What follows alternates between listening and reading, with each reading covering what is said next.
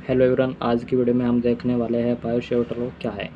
दोस्तों मैं आपको बता दूं एक इम्पोर्टेंट टॉपिक है बीएससी थर्ड सेम के लिए। और स्टार्ट करते हैं बायोसेवर्ट लॉ को समझते हैं आखिर ये है क्या और क्या बताता है, क्या वैल्यू हमको देता है। दोस्तों मैं आपको बता दूं मैग्नेटिक फील्ड के लिए किसी भी वायर, ये कोई वायर है, इसके अंदर आई एम्पियर की धारा हमने प्रवाहित की, तो इसके कारण इससे आर डिस्टेंस पर कोई पॉइंट पी है, इस पी पॉइंट पर कितना मैग्नेटिक फील्ड उत्पन्न होता है, किसके कारण, इस वायर के कारण। ठीक है ना, वो सब हम कैलकुलेट करते हैं अकॉर्डिंग टू बायोसेवर्ट लॉ। तो चलिए इसको समझते हैं स्टार्टिंग से। एंड पहले इसको एक बार इसकी थ्योरी पढ़ते हैं एंड देन मैं आपको इसको डायग्राम के थ्रू बनाकर समझाऊंगा। तो देखिए दोस्तों क्या कह रहा है, ये कह रहा है कि according to Biot Savart law there produce a magnetic field around the wire if we flow the current in any wire. कह रहा है दोस्तों कि बायोसेवर्ट के नियम के अनुसार प्रोड्यूस होता है एक magnetic field around the wire, एक वायर के अराउंड एक मैग्नेटिक फील्ड प्रोड्यूस होता है। और इस नियम, this law is known as Biot Savart law, और इस नियम का बायोसेवर्ट लॉ के नाम से जाना जाता है। वायर है, इसमें आई एम्पेयर की करंट फ्लो हो रहा है और इसके कारण, इस करंट के कारण इस पॉइंट पी पर हमको डी बी यानी का मैग्नेटिक फील्ड ज्ञात करना है, उसकी वैल्यू कितनी है। तो ये आपका कोई वायर है और इसके अंदर आई करंट फ्लो हो रहा है, कितना करंट फ्लो हो रहा है, आई। और इससे हमको कुछ डिस्टेंस पर, मान लीजिए आर डिस्टेंस पर कोई पॉइंट पी है, दैन इस पी पर हमको मैग्नेटिक फील्ड की वैल्यू ज्ञात करनी है, इस पॉइंट पी पर मैग्नेटिक फील्ड कितना है। तो देखिए दोस्तों इस वायर के कारण इस पॉइंट पी पर जो मैग्नेटिक फील्ड होगा वो चार बातों पर निर्भर करेगा। मान इसकी डिस्टेंस एल है, मान लिया हमने कि इसकी डिस्टेंस एल है और इसका एक स्मॉल पार्ट के लिए हम कोई भी डेरिवेशन करते हैं, देन उसका होल इंटीग्रल कर देते हैं, तो पूरा कंप्लीट लेंथ के लिए अपने पास फॉर्मूला आ जाता है। तो मान लीजिए ये लेंथ आपकी डी एल है और इससे आर डिस्टेंस पर कोई पॉइंट पी है जिस पर हमको मैग्नेटिक फील्ड निकालना है, मैग्नेटिक फील्ड कितना होगा। तो जैसे मैंने आपको बताया कि मैग्नेटिक फील्ड जो भी होगा वो चार बातों पर निर्भर करेगा। डी बी होगा आपका मैग्नेटिक फील्ड, वो अनुक्रमानुपाती यानी का डायरेक्टली प्रोपोर्शनल होगा किसके, आई के, यानी कि इसमें बहने वाली करंट के डायरेक्टली प्रोपोर्शनल होगा। एंड सेकंड पॉइंट ये है कि जो डी बी हो है आपका, ये डायरेक्टली प्रोपोर्शनल होगा डी एल के, यानी का जो लेंथ है इसके भी डायरेक्टली प्रोपोर्शनल होगा। थर्ड पॉइंट ये है कि यहाँ पर ये एंगल भी है कोई ना कोई, कि पॉइंट पी यहाँ पे भी हो सकता है, मान लीजिए यहाँ पर है, मान लीजिए यहाँ पर है, तो एंगल भी वेरी करेगा, एंगल अलग अलग बनेगा ना। तो angle is directly proportional to the angle की G I, G I means sine, angle की साइन के, मान लीजिए एंगल थीटा है तो साइन थीटा के डायरेक्टली प्रोपोर्शनल होगा। एंड फोर्थ पॉइंट जो है, इसके पॉइंट से इस पॉइंट की डिस्टेंस यानी का आर उसके इन्वर्सली प्रोपोर्शनल होगा, यानी कि यहाँ पर जितने जैसे जैसे दूरी बढ़ती जाएगी वैसे वैसे मैग्नेटिक फील्ड का मान कम होता जाएगा। और किस हिसाब से कम होगा, वो आपका D B proportional to the 1/r², इनका आर स्क्वायर के इन्वर्सली प्रोपोर्शनल होगा डी बी की वैल्यू। यानी कि मैग्नेटिक फील्ड जो होगा ये आपका आई के डायरेक्टली प्रोपोर्शनल होगा, डी एल के डायरेक्टली प्रोपोर्शनल होगा, थीटा की साइन के यानी कि एंगल की साइन का डायरेक्टली प्रोपोर्शनल होगा, एंड आर स्क्वायर यानी कि distance between the point and wire के इन्वर्सली प्रोपोर्शनल होगा। तो दोस्तों यदि हम इन चारों इक्वेशन को मिलाते हैं देन हम पाते हैं कि डी बी आपका जो होगा वो प्रोपोर्शनल होगा ऊपर I into D L into आपका sine theta upon are square. ये दोस्तों आपका डी बी होगा, यानी कि आर स्क्वायर के इन्वर्सली होगा और आई इंटू डी एल और साइन थीटा इसके directly proportional. Directly proportional means यदि इनकी वैल्यू में परिवर्तन होगा, पॉजिटिव चेंज होगा, तो इसकी भी वैल्यू में पॉजिटिव चेंज होगा, यानी कि एक का मान बढ़ने पर दूसरे की वैल्यू ऑटोमेटिक बढ़ेगी। और आर स्क्वायर की वैल्यू में जैसे जैसे वृद्धि होगी डी बी का मान घटता जाएगा, यानी कि इनका व्युत्क्रम का संबंध है, इन्वर्सली प्रोपोर्शनल है आर स्क्वायर के डी बी। तो ये दोस्तों आपको पता होगा जब हम साइन ऑफ प्रोपोर्शनलिटी हटाते हैं तो एक नियतांक आता है कांस्टेंट, तो उसी हिसाब से अपन d B sign of proportional हटाते हैं और साइन ऑफ इक्वलिटी का हम लगाते हैं, तो क्या आएगा यहाँ पर एक कांस्टेंट आएगा। मान लीजिए कांस्टेंट अपना के है और ये आपका I as it is d l हो गया, ये आपका साइन थीटा हो गया और ये आपका R square as it is. हाँ दोस्तों बाय एक्सपेरिमेंट हम के की वैल्यू निकालते हैं, ये एक्सपेरिमेंट से अपन निकालते हैं, ये होती है म्यू नॉट अपॉन 4 पाई। ये आपको नहीं निकालनी है, आपको ये बेसिकली याद करनी है, एक्सपेरिमेंट के थ्रू आती है। K is equal to 4 pi upon mu naught upon 4 pi. So इस वैल्यू के यहाँ पर पुट करते हैं and we get D B is equal to mu naught upon 4 pi I D L sine theta upon are square.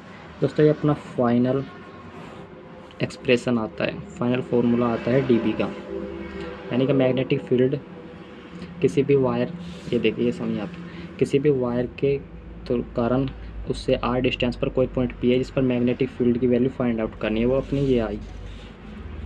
अब same इसी को अपने जो जो काम किया इसी को अपन लैंग्वेज में लिखते हैं, तो देखिए कैसे लिखते हैं और समझते हैं उसको। यह डायग्राम मैंने अभी आपको थोड़ा जूम करके समझा है।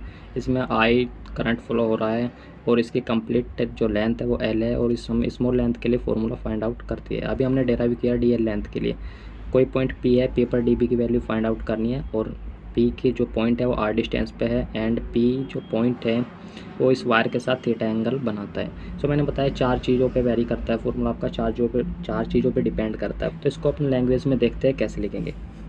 फर्स्ट ऑफ ऑल इसी डायग्राम के बारे में थोड़ा लिखेंगे कि let us consider a wire having the current I, let D L be the small length element of the wire. कह रहा है कि एक वायर है अपने पास जो हैविंग आई करंट, यानी कि आई करंट को रखता है, और डी एल आपका D L be the small length element of the wire. इस वायर का एक स्मॉल लेंथ एलिमेंट लिया आपने जिसको डी एल का नाम दिया। Let P be the point at distance R from centre O, और इस वायर के सेंटर से आर डिस्टेंस पर कोई पॉइंट पी है, from centre O at which यानी कि जिस पर we will find out magnetic field due to small length element. यानी इस पॉइंट पी पर अपने को मैग्नेटिक फील्ड फाइंड आउट करना है। किसके किसके कारण करना है हमको? स्मॉल लेंथ एलिमेंट जो हमने अभी डी एल लिया, इसके थ्रू इस पॉइंट पी पर मैग्नेटिक फील्ड फाइंड आउट करना है। तो देखिए दोस्तों तब क्या होगा, then magnetic field due to small length element. तो ये जो स्मॉल लेंथ एलिमेंट आपका लिया है अपने डी एल, इसके थ्रू जो मैग्नेटिक फील्ड होगा वो आपका is directly proportional to the current flowing in the wire, यानी कि वायर में जो करंट फ्लो हो रहा है उसका डायरेक्टली प्रोपोर्शनल होगा। Equation first, and directly proportional to the length element, जो लेंथ एलिमेंट है डी एल आपका उसके भी डायरेक्टली प्रोपोर्शनल होगा। मैंने आपको अभी जस्ट आपको पूरा समझाया था ना, वो सेम वही उसी को लैंग्वेज में लिख रहे हैं अपन। थर्ड पॉइंट है आपका is directly proportional to the sine of angle between length element and the line joining length element to the point P, यानी कि लेंथ एलिमेंट जो है और उसको पॉइंट पी से जॉइनिंग करने वाला जो लाइन है उसके बीच जो एंगल आपका थीटा है, उस थीटा एंगल की साइन, उसकी साइन के आपका डायरेक्टली प्रोपोर्शनल होगा। Equation number 3।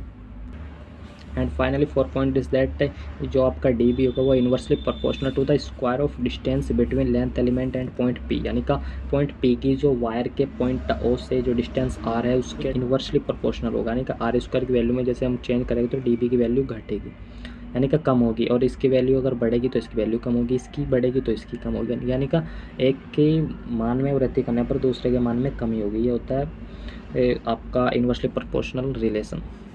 तो दोस्तों on combining the above equations we get D B is proportional to the I D L sine theta upon are square.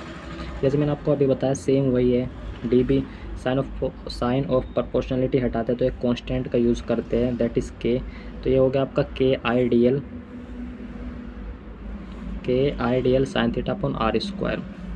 So दोस्तों by the experiment we get the value of K is mu naught upon 4 pi. Then इस K की value यहाँ पर put करते हैं तो ये आपका हो जाएगा डी बी सेम के स्थान पर रखना आपको म्यू नोट अपॉन 4 पाई, और ये I D L sine theta upon are square. Where mu naught क्या है? म्यू नोट है आपका परमेबिलिटी ऑफ फ्री स्पेस और एयर। तो आप सभी जानते हैं कि आपका मैग्नेटिक फील्ड यानी कि चुंबकीय क्षेत्र इज़ अ वेक्टर क्वांटिटी, एक वेक्टर क्वांटिटी है। दैन इसके लिए एक वेक्टर फॉर्म भी है, उसको भी अपन यहाँ पे देख लेते हैं एक बार। तो दोस्तों यही है D B equal to mu naught upon 4 pi I D L sine theta upon are square था। हमने क्या किया, आर से ऊपर नीचे मल्टीप्लाई कर दिया, आर से यहाँ पे मल्टीप्लाई किया और आर से नीचे के तो आर की पावर 3 हो गया। अब मल्टीप्लाई क्यों किया वो अभी आपको अगली लाइन में जस्ट समझ आने वाला है कि आखिर आर से मल्टीप्लाई क्यों किया। डी बी इक्वल टू आपका हो गया mu naught upon 4 pi I D L cross R और आर थीटा भी कैसे वो मैं आपको बताता हूँ। देखो दोस्तों ये डी बी आपका क्या आया अभी हमने निकाला, mu naught upon 4 pi I D L sine theta upon are square. अब हमको इसको वेक्टर फॉर्म लानी है तो उसके लिए अपन आर से मल्टीप्लाई करते हैं। अब देखो दोस्तों, आपको पता है D l is a vector quantity but I is a scalar quantity. So यहाँ पे हम देखते हैं, यहाँ पे कुछ आपका क्रॉस प्रोडक्ट जैसा बन रहा है या नहीं बन रहा है, डॉट प्रोडक्ट जैसा बन रहा है, जैसा भी बन रहा है उसको देखते हैं।